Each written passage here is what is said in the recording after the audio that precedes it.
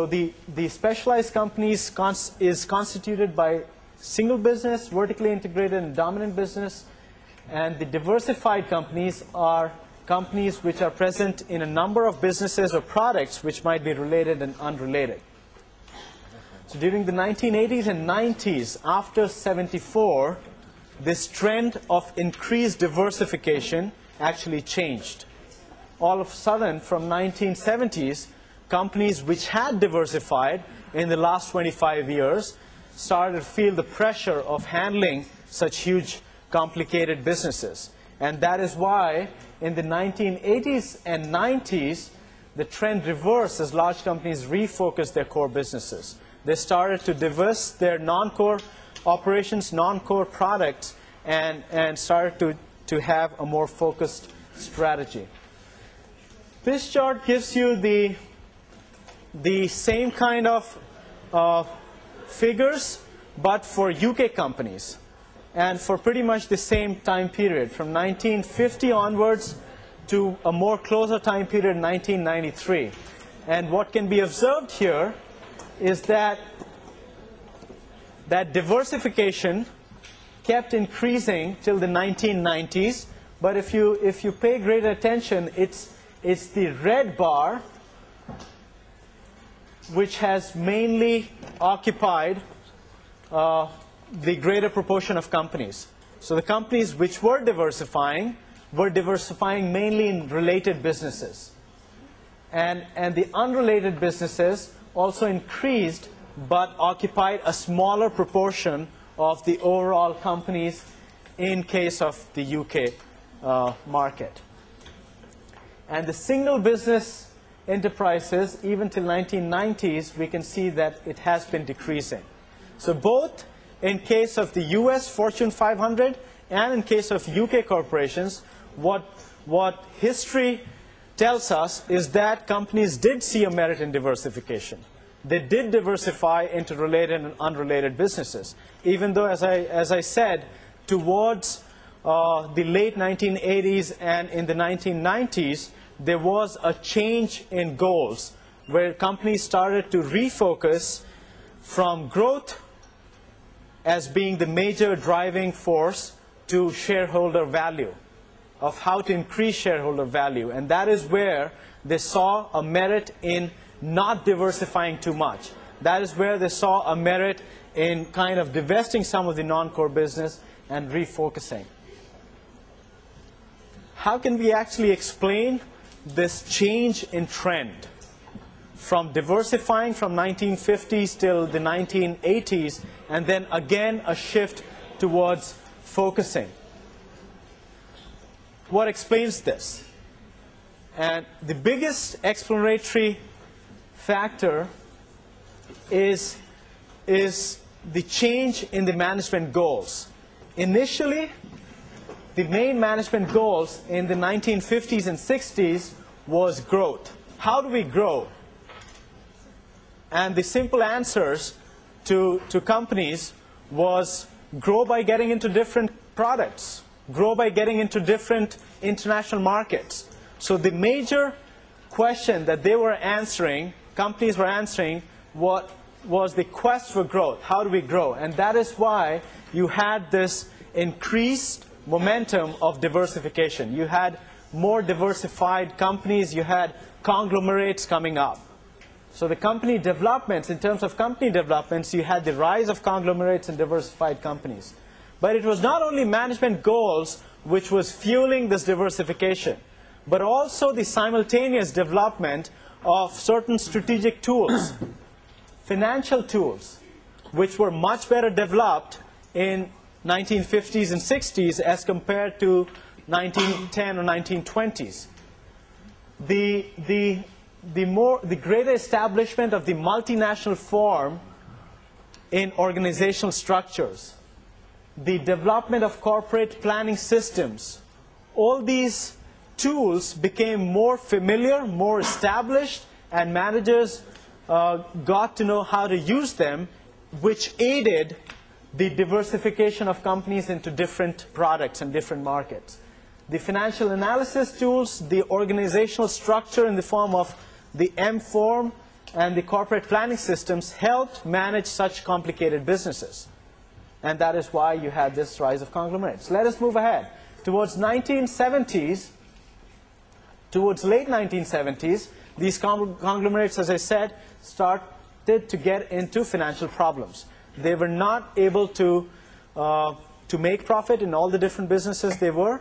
They were not able to continue their diversification because of lack of finances, lack of capital. They were not able to get or seek enough opportunities in different markets, in different products. And that is why the companies, the corporations, emphasized on a particular kind of diversification, that being related or concentric diversification, the concept that we talked about, where a company gets into products which are related to each other.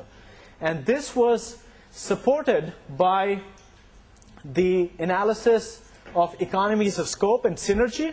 Company managers started to realize that there are great synergies by, say, marketing water and marketing carbonated drinks.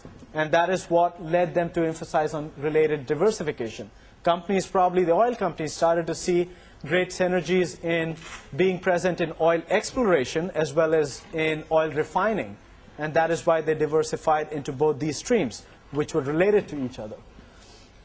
Also, there were development of portfolio planning models, which we talk about in the next class, and capital asset pricing models. So there were consistently more and more developed business tools, strategic tools being developed, which was making it slightly easier for managers to handle the diversified business.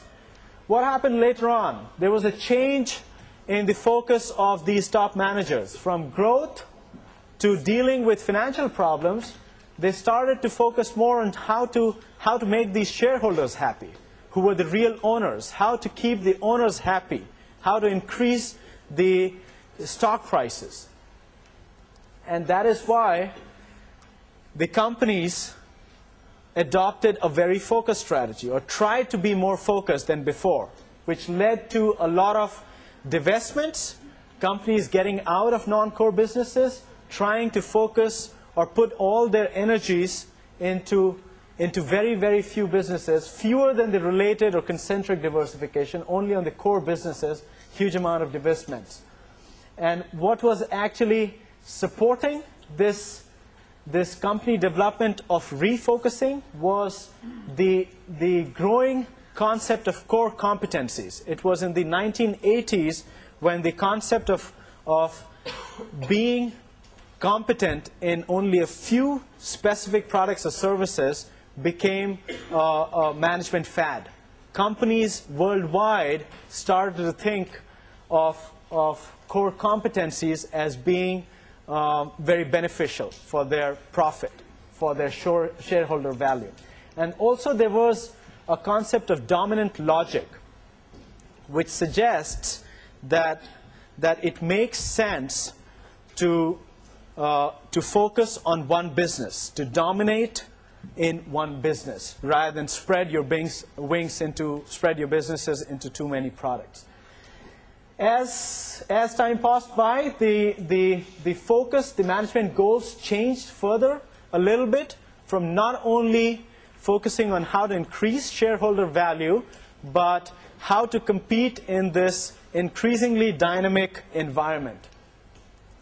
Competitive advantage through speed, through being more agile, flexible, and how to make use of your resources and capabilities. How can a brand name like Coca-Cola be utilized is, in different parts of the world, became more popular in this time period.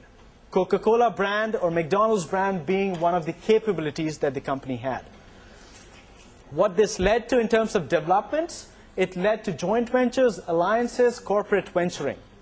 Joint ventures and alliances so as to seek resources, so as to combine capabilities of different firms and be more capable, compete with other companies. And this was aided by the importance that companies saw in costs of transactions. And we would talk about transaction costs in a greater detail in a while.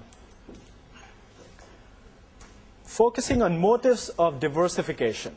What could be some of the motives of diversification? It's unfortunate that we don't know the names here, but you talked about companies which are not making profit diversifying, right? You said companies which would not be making profit would tend to diversify so as to make profit in other businesses. Not necessarily true. Companies which are making profit in a particular business, but see that that business is going downhill, is in the decline stage, might use the excess capital, excess finance, and get into a different business. So that is the point here. The motive for diversification could be growth. So if a company is present in a particular product which has already gone past its initial early stage of product life cycle, it has also well past maybe its growth stage, and it is entering into the decline stage. The case of Sony's Walkman, and Sony entering into, say, the game console business, or Sony entering into the portable digital player. Because the stagnant industry, the declining industry in which the company is present in, is not going to give revenues, generate profits in the long run. So better to move ahead, better to get into different businesses, better to diversify. But the issue here is that does growth also satisfy, in all cases, an increase of shareholder value? Does growth always lead to benefit for the owners? Who are the shareholders? Shareholders are the actual owners of the company, right? So we need to also look and analyze that issue of how does growth by diversification affect the shareholder value. And in certain cases, as what I have shown here, growth does not necessarily lead to better shareholder value. More so when the growth has been achieved through aggressive acquisitions.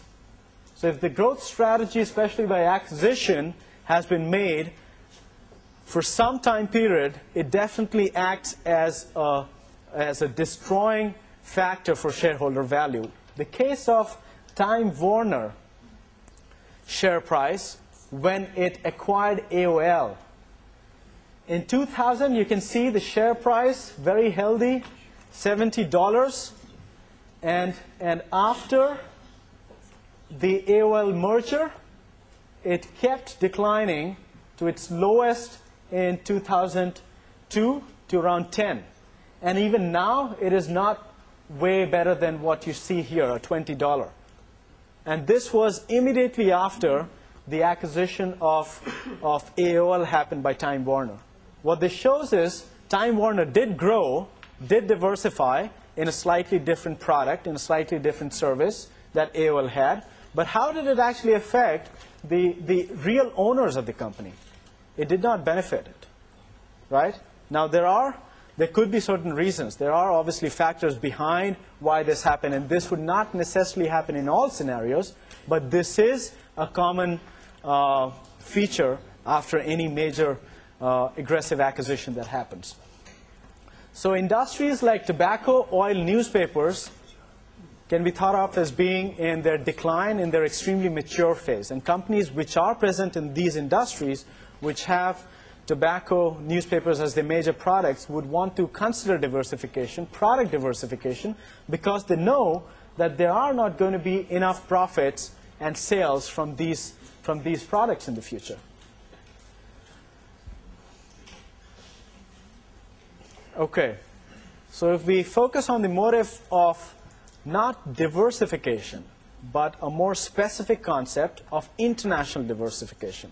And this is just a medium to discuss, to create greater discussion on one aspect here, and qualify the motive of international diversification as being exploitative or being explorative. When can it be exploitative? For example, the case that we have been talking about, Coca-Cola, a huge brand name. It wants to exploit its brand name in various markets. So that is a case of international diversification for exploitative motive. On the other hand, there could be international diversification for exploration. A company wants to seek market. So Coca-Cola, the same company, might say enter into the Indian market also because it wants to exploit the name that it has built, the brand name that it has built, but also because it sees India as a huge market of cola drinkers, and it wants to explore that market. A more relevant example, say a company which is not very rich in resources. It does not have a brand name. It does not have a very high technology product. It wants to enter into a developed market, into a relatively technology-intensive product. If it internationalizes, it would be for exploration. What is it exploring? It's exploring the possibility of seeking better technology. It is exploring the possibility of seeking, for example, better management capabilities. Given these two broad motives of international diversification, and given that the firm that is planning on internationally diversifying emerges from a developed economy, what would be your analysis of the performance impact? If the firm, for your analysis, is not coming from a developed economy, but comes from an emerging economy, what would be your analysis for the performance impact of this motive of international diversification? How would it be different? How would it be similar?